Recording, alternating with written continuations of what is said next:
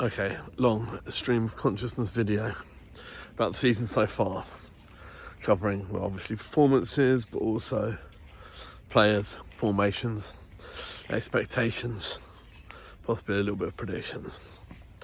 So, season started, well, I guess the close season is the first thing. What our expectations were that maybe we would buy a striker, which I think, of course, underrated the massive impact up front that Kai has had since the start of this year. Oh, what a lovely big boy.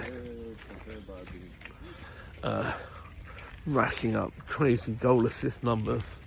I think comparable even to Haaland from this calendar year.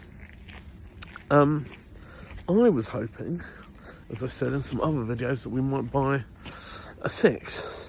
I thought that Partey's injury record meant that he didn't really have a lot more to contribute. Looks like I was very wrong about that. I was talking about transition midfielders. Obviously Deckers had come in for an element of criticism in the Euros, playing at 6. It's more his hard running, long legs, covering distances, making tackles, that his strength, rather than his transitional play, getting the ball forward. Obviously Partey was never a Pirlo, able to run the game from deep. But he was erring in the direction. I mean, the great deep line DM of our era's Busquets was so awesome, world class, but also humble, that he managed to sort of run a game with half a touch here and half a touch there. Partey this season, I would argue, has been his best season for Arsenal this season. 7 games, 8 games, whatever it is. But that's really surprised me. Obviously, we've not seen much of Marino, who came in and immediately got injured. And is his best position the same as Rice's in that left 8? I'm not sure. We've seen a little bit in the Bolton game and some sub-appearances. Nwaneri, who we think of as the natural heir to Ødegaard, who obviously has taken an injury. And Lewis Skelly, who in close season was filling Zinchenko role. So yeah, positions left back. So we started, it seems a long time ago, the Wolves game with Zinni at left back. Zinchenko played very well in the pre-season friendlies. We had some minutes of Lewis Skelly playing left back, very much in the Zinchenko mould. As an auxiliary midfielder. Then quickly, Zinni ended up replaced by Timber, who's one of those players you just want to get on the pitch wherever you can. High energy, finds duels, wins them. Lovely day, lovely morning. Was excellent against Spurs. So obviously Calafiori's come in, plays that position slightly differently, rather than being an additional calming metronome as when he steps into midfield. Calafiori's a chaos agent, breaking lines, charging with the ball, challenging for it in places you don't expect in a slightly different way from Timber. Although both of them have won tackles this season, duels that looked impossible. They both have that ability to sort of reach out, second movements for the ball that you don't expect. Another surprise, I suppose, is Ben White, who has had the ability for us to play perpetually, to just keep playing. He obviously plays through injuries, plays through pain. What a player. I think that partially the reason we've ended up risking him is because that triumvirate of Saka, Ødegaard, Ben White has been such a massive weapon for us. But once we lost Ødegaard in that first interlull, it's easier to give White the time off. Talking of that triumvirate, Saka, even though like a lot of the England players came in, and Spain players arguably, people who went all the way to the final of the Euros, came in a little bit slow. Rodri was rested for some time, and when they eventually brought him in, it looked like it was too early. A panic to try and squeeze him in the team against us. We were probably lucky that our mate Wally Watkins was slightly out of form at the beginning of the season. That Villa game, game 2, I didn't actually attend the Wolves or the Villa game as I was still on my summer hold. The Wolves game, I'm still surprised by the refereeing of that Wolves game. What's his name? The Colombian centre-back just wandered around the pitch, sticking his finger up people's arses, choke slamming people on the ground, completely unpunished. Anyway, we won that game. We had Havertz, and even though Saka wasn't at his peak performance, simply too good for them. Kai, the classic Saka check-in on the right wing onto his left foot, cross it, and Kai heading it in at the first post. We've seen more recently the Martinelli scoring at the back post, where Merino was a sub, and he was making the inside-out run towards... Still the second post penalty spot run. I think that's the plan. I mean, obviously, for some time, we've been trying to load up the runners on those left-footed crosses from the right from Saka. I think Havertz near post, Merino taking people into the centre, and then either Trossard or Martinelli, both of whom we've seen score them at the back post. I remember Trossard's one against Chelsea last season.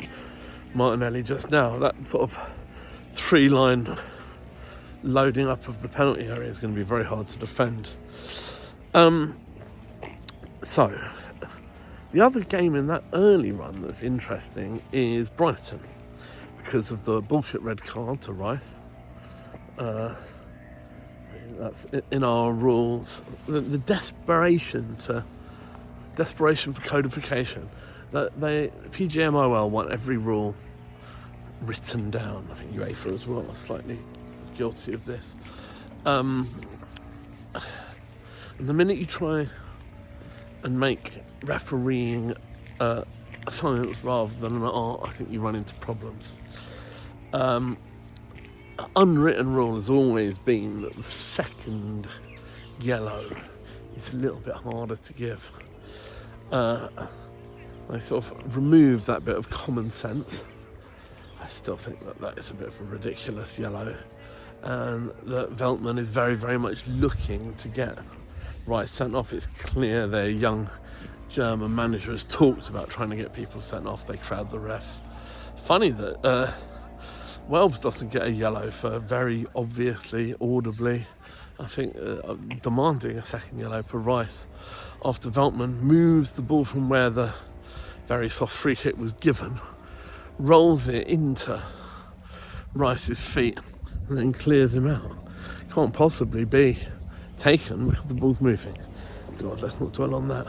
The interesting thing from that game was our positional response. It's a reversion to the various back fives that we played at the start of the Arteta era, when he was sort of trying to cover up for the weakness of some of our defenders. I think he's got a lot more faith in these defenders. Brighton are a difficult team, high possession team, move the ball around quickly. I think that that back five probably didn't really work, which is why when we had a man sent off against City, we didn't do the same thing. We went to in the back five, to some extent, was designed to try and retain possession. So when you do break down a Brighton attack, you can keep the ball, pass out, transition away. I think that basically didn't work that well against Brighton. Obviously, we cough up the equaliser. Is there a little bit of a Raya mistake in there? Maybe. I mean, definitely there's too much of a gap between our centre-backs, which is a rare error from them. there's a gap between Calafiori and Gabriel, I think, for the first City goal, and their brilliant first 15 minutes against us. Best I've seen them play this season, that first 15 minutes. But yeah, maybe it's very harsh to blame Raya, who over those first few games was our best player. Obviously, there's a very good save against Strand Larsen, the Wolves game, close range header.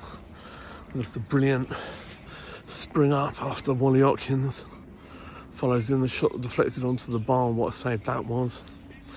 The brilliant double save, Atalanta's penalty, the second save. Let's go up here.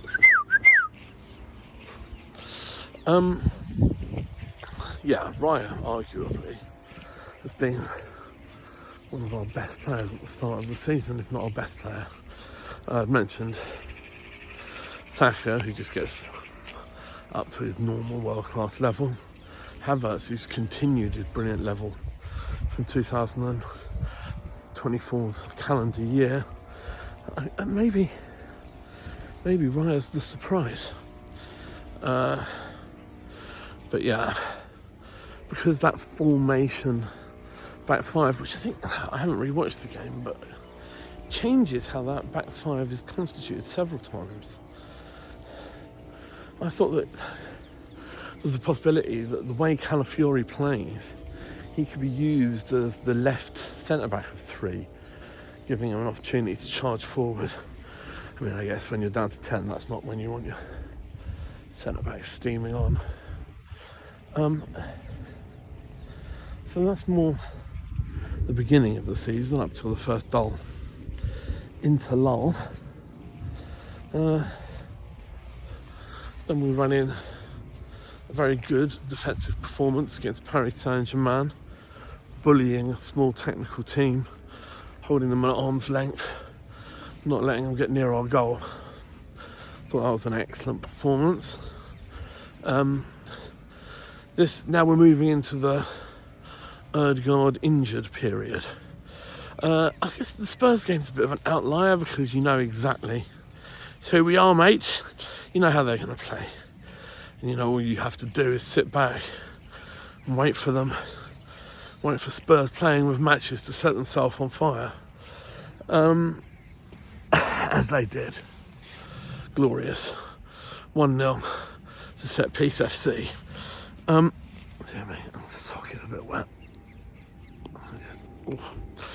Where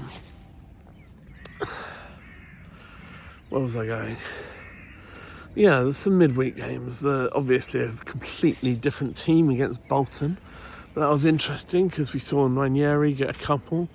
We saw Sterling, who was the deadline day option, into the team. He played very well that day, actually, Sterling, against lower level opposition.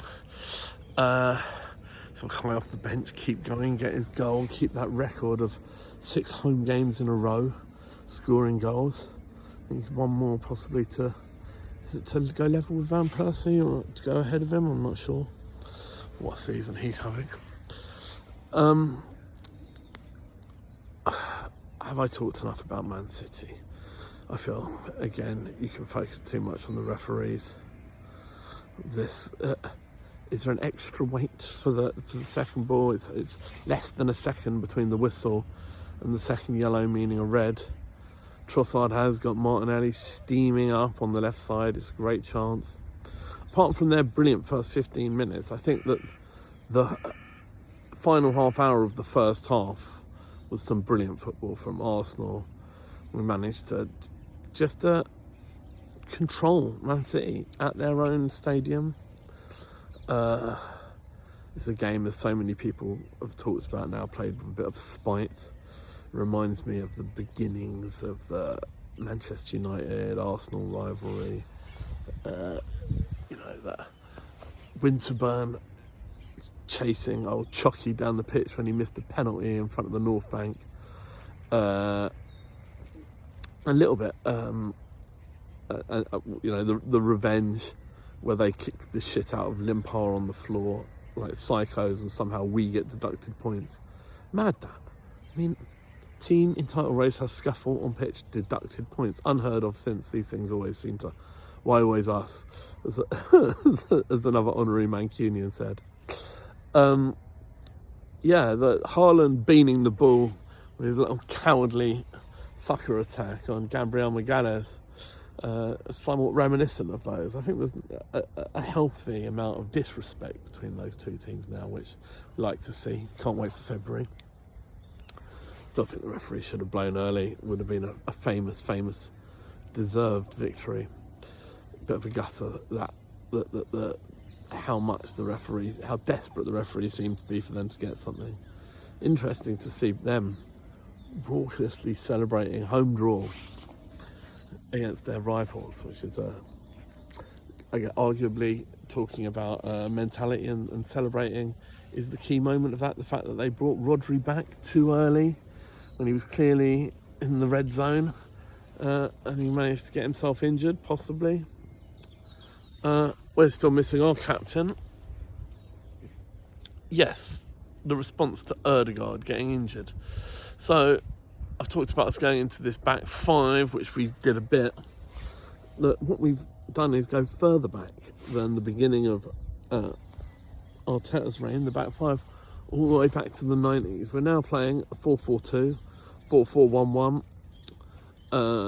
You could argue that Kai Havertz is the sort of Alan Smith point of the attack, early Smith, and the one slightly later 90s, I guess, Trossard becomes the pseudo Bergkamp figure. Comparing anyone to Bergkamp seems almost heretical, but we've switched into a 4-4-2 in defence for a long time. That's how the 4-3-3 switches into the sort of rest defence shape. You send some people forward and the rest of it sits in 4-4-2, where in their 4-4-2 positions. It's been a success. Maybe they're both. Maybe Trossard and Kai are both sort of false nines, 9.5s, both dropping off. It's worked very well. The beginning of 24, the sort of turned up post Dubai unleashed fury Arsenal, who's thrashing Burnley, Sheffield United and West Ham away. And a little bit later on we absolutely tanked Chelsea. That was glorious. That team had both Havertz and Trossard in it as false nines. I think Trossard often was sort of coming in, but still doing similar things. I talked a little bit about Bolton, a little bit about Lewis Skelly. Lewis Skelly can be a transition midfield, and Nwaneri can be the backup 10. Obviously, this is another international break where lots of people have pulled out. Timber didn't play, Havertz didn't play, Partey didn't play. I think they're all basically fit. Ben White doesn't do internationals. I'm not sure if he is fit. We all learnt a new word. Was it edema? The swelling in Martinelli's calf. It's a little bit of a worry. If we want to carry on with this 4-4-2, Saka was the one that terrified us all. England running him into the ground. Gabby Jesus is very good wide. It's easy to forget. He was, pre that World Cup injury, at top of the table first half of the season, Jesus was our best player. When we're coming up to Bournemouth away, in the pink kit, Jesus just went to absolute war. Balls punted a mile in the sky, careering down, absolutely killed with a feather touch. Centre-back smash into the back of him, roll off them, beat another one, playing Martinelli in. It's just some beautiful, beautiful stuff from Gabby Jesus. Obviously, we know that does he want to be a 9? I think that it's hard. He's had this, Tim Stillman, who knows his Brazilian football, talking about him being defined by these World Cups, Seleção World Cups. It's like terrible Brazilian Portuguese pronunciation. he came to us wanting to be the 9, wanting to be the man. He can still be the man. He probably can't be the 9. We need happy Gabby. That's what I would love to see, to get him back into the team wherever. He is one of our leaders. When he's playing, we become very, very hard to defend against. He's got a spectacular record in the Champions League. Anyone writing him off is mental. We need to fight to get him back. Against Bournemouth, I don't know what sort of state. If Saka's even slightly limpy, I wouldn't mind seeing, you know. Do you want both Jesus and Sterling? Maybe not. I don't know if Martinelli's going to be fit. But, you know, probably one of Saka or Martinelli should be rested. Just with the games coming as thick and fast as they are. Maybe you save Jesus for Shakhtar. He's got such a great record in the Champions League. Let's not mess it up. I saw a video pop up of a brilliant game against Shakhtar at Highbury where we're 2-0 down. I think they get a deflected goal and something else. And then they managed to have a player sent off. We get a penalty. I think we missed the penalty and someone scores the rebound. But in the end, it's one of those classic. Wenger brings on every striker game. Keown gets one from a corner, point blank, to hits him. And then late on, Kanu, gorgeous touch, checking inside, pulls it back. Last minute winner, limbs in the North Bank. He's pulled it back to Keown for his second goal. Let's hope this Shakhtar game is considerably less exciting than that. I don't want us making comebacks. I don't even want us conceding a goal. Hello, Crow. Yeah. I would like to try and see an element of rotation between those two games, because on the horizon is the Liverpool home game. We've got a good recent record at home to Liverpool. I'm saying elsewhere, it's the Anfield game that often defines our season. Our league winning seasons in my life have mostly involved a win at Anfield. Obviously, the first one is 1989, with the most famous win at Anfield for any team ever. Dear me. But 1991, 1-0, Merse, sunny day. I think it was winter, on a very sunny day. Seaman plays well first half. Smith doing his Kai Havertz delicate touch. Leon puts Merse in, who scores past Grobbelaar 1-0. 1998, 2002, 2004, all involve. Oh no, sorry, not 1998. I couldn't remember. That's why I can't remember. We had already won the league before we go to Anfield. But 2002, down to 10 men, we still beat them in that beautiful gold kit. Pires stands Gerrard up out on the wing. Gerrard was a great right back, but Pires makes him look like an absolute numpty out there.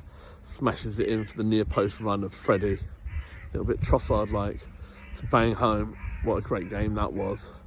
And 2004, I feel like we didn't play that well in 2004, but it didn't matter. Held on, stayed solid, and then Pires puts an absolute banger in the top bins. So yeah, away wins at Liverpool can be defining of a championship win. Our away game to Liverpool is the 10th of May. So, you know, let's steam ahead, keep winning. We can win the league for a second time on the Mersey. And we'll have done 2 league wins at the shithole Toilet Bowl Swamp, 2 league wins, 2 confirming title wins at Chelsea, 2 title wins at Anfield. I'll start getting scared at Old Trafford. They're next on the list for 2 once we've done that. Getting comically ahead of myself, obviously. The home game comes first. Let's beat them. Let's beat them at home. So yeah, nice long video. I haven't talked really the women's team. Jonas has just gone. Very good win last night against Vålerenga. Puts us back in the top 2 of the Champions League group. Poor Jonas had to go. Other people have said it. It's a bit... it's the classic sort of manager thing that people go back and forth between these. For England, we went back and forth between passion merchants and tacticians. Monterumo had an ethos. Was it the girls' team? It's been sort of strategy versus tactics. I don't know. I would like to see a female manager. I don't know if we're going to get that. I don't think Wiegman's gettable. She would be the dream. Is Casey Stoney ready? I don't know. But don't know enough about women's football management. It's going to be hard to challenge for the league this season, even though it's so early with the points we've dropped. It was embarrassing, that game against Chelsea, another one of those games. We've had too many, XG winners on the pitch losers. We've got some important games coming up. Got to go to the Chigwell Construction Stadium, where I saw us lose on a day where we beat Liverpool. The men beat Liverpool at home. Was that last season? Or the season before? We've got to beat West Ham. We can't let them beat us again. We've got an away game at Spurs at the Swamp with the girls. And more points dropped last season. We've got to put that right as well. I'm very much looking forward to Vålerenga away, St. Lucia's Day. We need to book some Oslo restaurants, so I better carry on my walk. So yeah, some big games coming up. That's a sort of little bit of a review of the season so far. I haven't really talked about Leicester and Southampton, games where we did enough. The opposite of the girls, massive XG winners and got the job done. That's what you need. You need that extra fight. There are 2 well-deserved wins, despite us making them a bit difficult. Both Kai Havertz doing his Alan Smith job. If you want to win the league, you need the number 9 who gets the goals when you need them. And Kai's been doing that this season. Both involve monster performances from Saka, who's probably, in my opinion, is the best player in our league right now. What have you seen? Yeah, we'll go in a second. So, onwards and upwards. I've talked about most of our players, probably haven't talked about the centre-backs. You don't need to. They're brilliant. They're the perfect partnership. Let's get Big Willow signed up. Apparently he's had a dodgy game for France. Deschamps insists on playing him on the wrong side. I hope it dissuades Real Madrid from trying to turn his head anymore. Let's get those guys signed up. I'd really like to try and get Benny fit so we can rotate him into the team. Talk briefly about Deckers. We want to see more of Mikel Merino. We've got Preston North End is the other game we've got coming up. That's a real opportunity to see some of the young boys play. I'm really looking forward to that. Heading up north. Been to Deepdale before, lovely historic ground, slightly rebuilt now, but you can feel the history. The original Invincibles. So it's nice to go up and visit those guys. Onwards and upwards. Let's beat Liverpool at home. I guess that's where the video has to end. Let's keep our run unbeaten against Liverpool and beating them at home going. Come on, the Arsenal.